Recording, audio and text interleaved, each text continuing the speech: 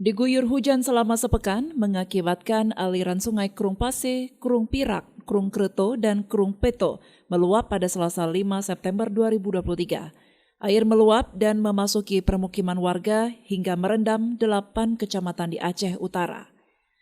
Ke-8 kecamatan tersebut pemirsa diantaranya Kecamatan Samudra, Gredong Pase, Syamtalira Aron, Tanah Luas, Pirak Timo, Matangguli, Cot Girek, Lok Sukun, dan Kecamatan Nibong.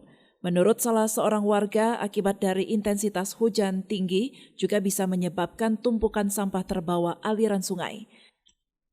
Banyaknya sampah yang menumpuk dapat menyumbat aliran sungai Krung Kreto hingga menyebabkan ratusan rumah dan jalan terendam banjir di wilayah Kecamatan Matangguli dan Tanah Luas.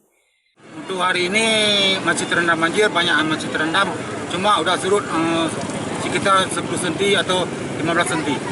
Untuk sementara hari ini karena sampah banyak menyangkut di jembatan Transgurung, sudah melakukan pembersihan karena banyak sampah-sampah dan limbah-limbah yang tersangkut.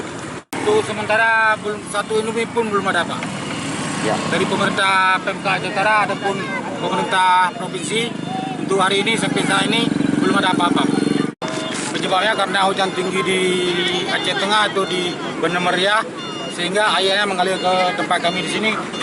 Biasanya kami setiap tahun dalangannya lah Pak, itu 7 kali, 9 kali udah ada sering.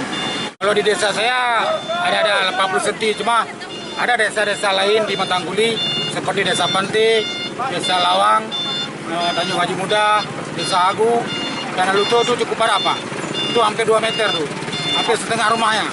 Harapan kepada pemerintah karena ini tahun politik juga, mohon kepada Bapak Bupati, Bapak Gubernur dan Bapak Dewan dan juga dari pihak pemerintah pusat sehingga bisalah membuat tanggul di tempat kami di Matangguli. Karena kami setiap tahun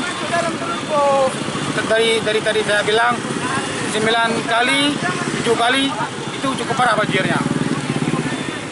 Sementara itu terlihat di lokasi ekskavator milik PT Pema Global Energy bersama warga sedang berupaya membersihkan sampah yang menyumbat aliran sungai tersebut.